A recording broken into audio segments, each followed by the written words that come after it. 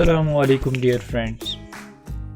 तो friends, welcome है आपका एक्सेल के सेकेंड ट्यूटोरियल में। पिछले ट्यूटोरियल में हमने सीखा था कि हम एक छोटी सी डेटाबेस कैसे मेंटेन करते हैं। तो चलिए एक नज़र हम उस पर देते हैं। तो यहाँ पर हमने उसको जो है बुक 1 के नाम से सेव किया था हमारे डेस्कटॉप पे। तो ये रही हमारी डेटाबेस। इसमें हमने क्या लिया था, सीरियल नंबर लिया था, नेम लिया था, एड्रेस लिया था और फ़ोन नंबर लिया था।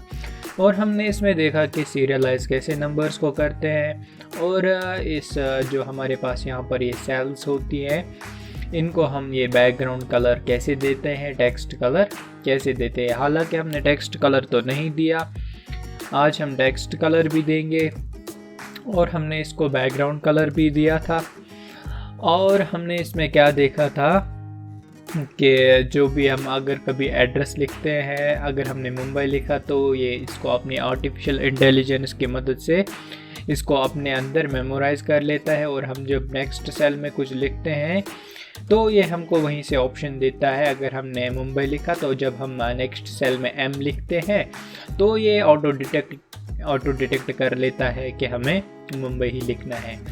और यहाँ पर ये जो डब्बे हैं इनको हमने कहा था सेल्स। और मैंने आपको पिछले वीडियो में आपको ये बताना भूल गया था कि हर एक सेल जो है उसका अपना अपना एड्रेस होता है।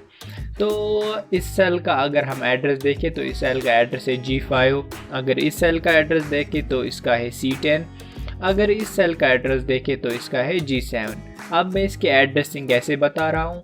अगर मैं यहाँ पर एक सेल पे क्लिक कर रहा हूँ और यहाँ पर नेम बॉक्स पे जा रहा हूँ तो यहाँ पर G1 लिख के G11 लिख के आ रहा है। तो इसका मतलब हुआ कि ये इसका नाम है, यानी कि इसका एड्रेस है।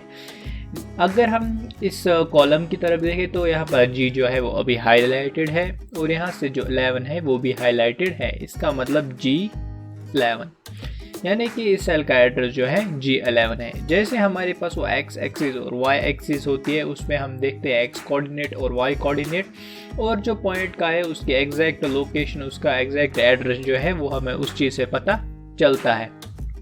इसी तरह जो है यहाँ पर हमारे पास कॉलम्स एंड रोज दिए गए हैं और यहाँ पर G कॉलम और 11th रो जो है वो इस सेल का एड्रेस है। आज हम क्या देखने जा रहे हैं कि हम सिंपल एडिशन कैसे कर सकते हैं। अपने इस एक्सेल के शीट में एडिशन करेंगे। अगर हमें हिसाब किताब रखना है तो एडिशन तो करना ही होगा। तो चलिए देखते हैं आज हम कैसे एडिशन करते हैं। तो चलिए मैं एक नया शीट यहाँ पर ओपन कर देता हूँ। नया शीट ओपन करने के बाद मैं कोई सेल लूँगा। जैसे यहाँ पर मैंने E3 की सेल ली। E3 के सेल में मैं लिखूँगा मैं 52 लूँगा यहाँ पे। और यहाँ पर मैं लूँगा एक और सेल, यहाँ पर है E4 सेल के अंदर मैं लिखूँगा 25। तो यहाँ पर हमारे पास दो नंबर्स आ गए, 52 और 25। अब हमें क्या करना है, इन नंबर्स का हमें एडिशन करना है।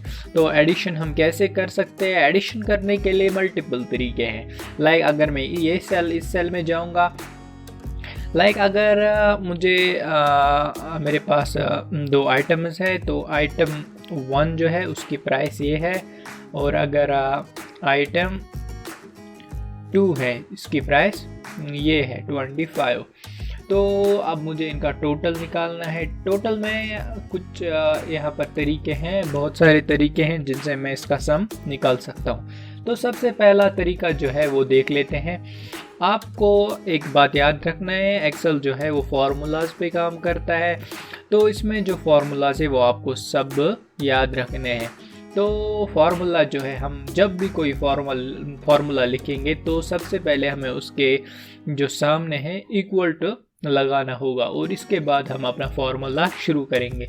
लेकिन अभी मैं तो कोई फार्मूला नहीं लगाऊंगा, फिलहाल मैं ऐसे ही सम करूंगा। तो सम यहाँ पर पहला आइटम है 52। तो 52 और दूसरा है 25। मैं इक्वल टू 52 + 25 करता हूँ और उसके बाद एंटर प्रेस करता हूँ। तो यहाँ पर मेरे पास आ गया 77। तो इसका मतलब हुआ कि ये जो 52 + 25 इनका टोटल जो है 77 है।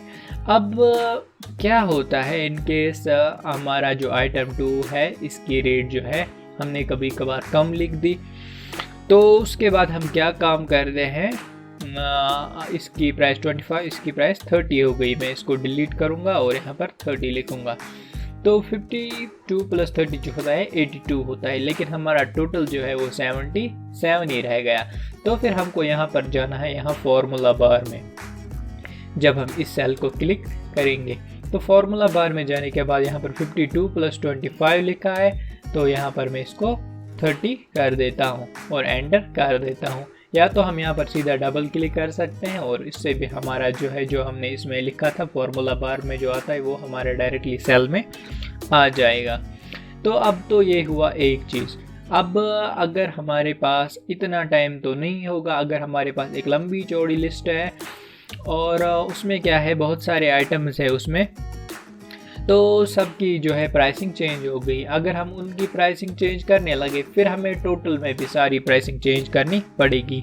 तो अब हम क्या करें, अभी तो हमने जो है वैल्यू जो है उसको ऐड किया, लेकिन अब हम क्या करेंगे, हम अब एड्रेसेस को जो है ऐड करने जा रहे हैं। लाइक हमारे पास यहाँ पर है आइटम 1 और आइटम 2। तो आइटम 1 और आइटम 2 को मैं कैसे ऐड करूँगा, तो उसके लिए सबसे पहले इक्वल टू, अब हम जो है सेल एड्रेसिंग का यूज़ करेंगे। तो इस सेल का जो एड्रेस है वो है E3। तो यहाँ पर इक्वल टू लिखने के बाद जब मैंने इस सेल पे क्लिक किया तो यहाँ पर जो है ये कुछ यहाँ पर इफ़ेक्ट आ गया मुझे, तो इसका मतलब जो है ये सेल सिलेक्ट हो गई और यहाँ पर जो है हमारा टोटल में E3 लिख के आ गया, यानी कि ये E3 की सेल थी। उसके बाद मुझे प्लस करना है और मुझे एक और सेल को पे क्लिक करना है, यानी कि यहाँ पर जो है E4 की सेल है, मैं इस पे क्लिक करूँगा, यानी कि E3 प्लस E4 जो है वो हमारा टोटल होगा। तो मैं एंटर करूँगा यहाँ पर, तो 82 आ गया। तो अब क्या करते हैं, अब इस चीज़ से हमें क्या फ़ायदा है, ऐड तो वैसे भी हो रहा था, वो इजी मेथड था, ये थोड़ा उससे डिफ़िकल्ट है। तो फ़ायदा क्या है हमारा, अब फ़ायदा हमारे पास ये है कि अगर उसकी प्राइस 52 है, अगर इसकी प्राइस 100 हो गई, मैं एंटर करूँगा, यहाँ पर जो है टोटल ऑटोमेटिकली हमारे पास आ गया। तो ये इसमें जो है बेनिफिट है कॉल बाय वैल्यू और कॉल बाय एड्रेस जो है, इन दोनों के दरमियान जो है यही फ़र्क है। अब देखेंगे इसके अंदर कोई और फॉर्मूला मतलब नहीं, उससे पहले हम एक काम करेंगे। आइटम 1 हमने यहाँ पे लिया था, अब हम क्या करेंगे, आइटम 2 हम यहाँ पे लेंगे। Item 2 equal to like 87 rupees में लिख रहा हूँ आइटम 2। अब मैं इसको टोटल यहाँ पे करूँगा, तो मैं यहाँ पे कैसे टोटल करूँ, टोटल और यहाँ पर मैं इस सेल में टोटल लिखूँगा। तो दो तरीके हमारे पास, या तो मैं लिखूँगा इक्वल टू 52 प्लस 87 मेरे पास अब आ जाएगा, या तो मैं करूँगा काम इक्वल टू और इस सेल को सिलेक्ट करूँगा, उसके बाद प्लस लिखूँगा और फिर इस सेल को सिलेक्ट करूँगा, फिर उसके बाद एंटर करूँगा, तो मेरे पास जो है टोटल आ गया। अब इसमें मैं कुछ चेंजेस लाता हूँ, तो इसमें चेंजेस ऑटोमेटिकली आ रही है। तो अब तीसरा तरीका देखते हैं सम करने का।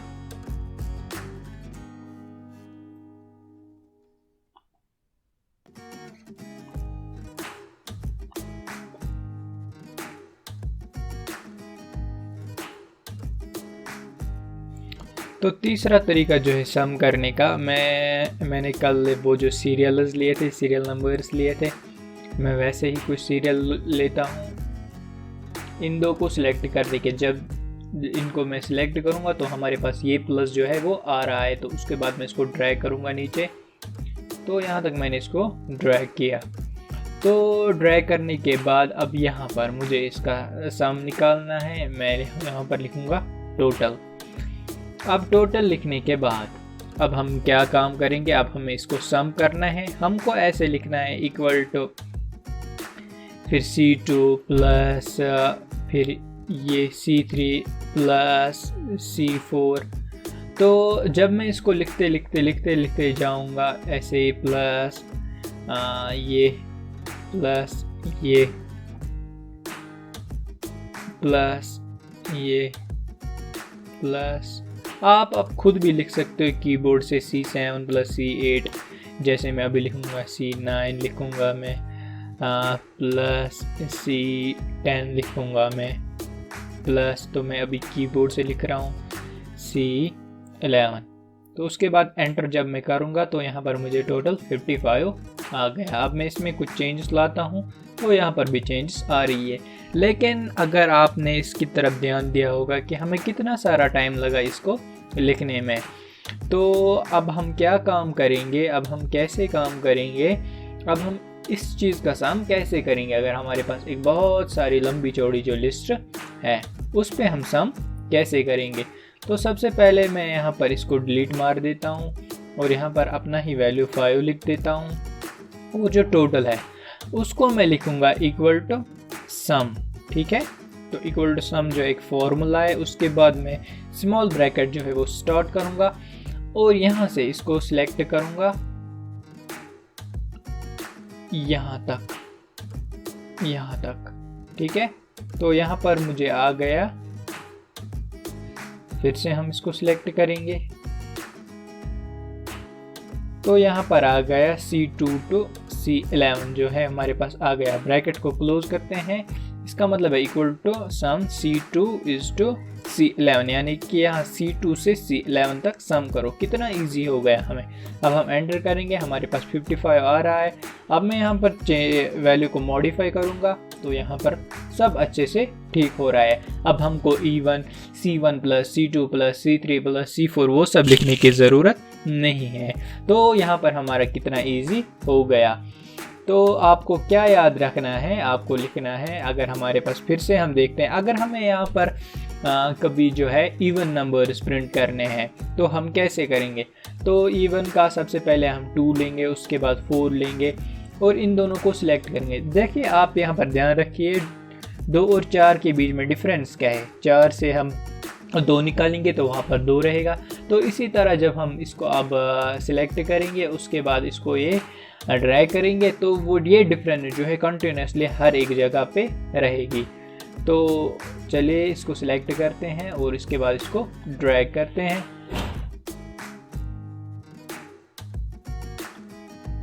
तो यहाँ पर ड्रैग करने के बाद देखिए आपने ये डिफरेंस देख लिए, डिफरेंस रह रही है। अगर मैं 5 की डिफरेंस रख रहा हूँ यहाँ पर तो फिर देखते हैं क्या होता है। चलिए इसको मैं ड्रैग कर देता हूँ नीचे तक। तो यहाँ पर जो है हमारे पास 5 की डिफरेंस आ गई। तो इसको सम करने के लिए हमने क्या बोला था, हमें इक्वल टू सम लिखना है। अब हम सीधा देख सकते हैं कि हमारी पहली सेल जो है E2 है। अब हमें उसके बाद डालना है is2 और फिर उसके बाद हमें डालना है E11 जो है हमारी लास्ट सेल है। इसको बंद करेंगे, एंटर करेंगे और यहाँ पर हमारे पास वैल्यू आ गया। अब हम देखते हैं कि क्या कोई मेथड जो है इससे भी इजी है जिससे हमें ये is2 वगैरह ना लिखना पड़े। तो इसके लिए हमें एक काम करना पड़ेगा। यहाँ पर ऊपर जो है एक फंक्शन है ऑटो सम की। तो ऑटो सम हमने जैसे ही क्लिक किया तो इसने ऑटोमेटिकली डिटेक्ट किया कि हमें कहाँ तक जो है यहाँ पर सम करना है। तो ये आर्टिफिशियल इंटेलिजेंस है एक्सेल की, एक्सेल पावरफुल है तो ये ऑटोमेटिकली डिटेक्ट कर लेता है। तो यहाँ पर इसने H2 से H12 तक जो है डिटेक्ट कर लिया। उसके बाद हम एंटर करेंगे तो इसके बाद हमारे पास यहाँ पर 330 आ गया।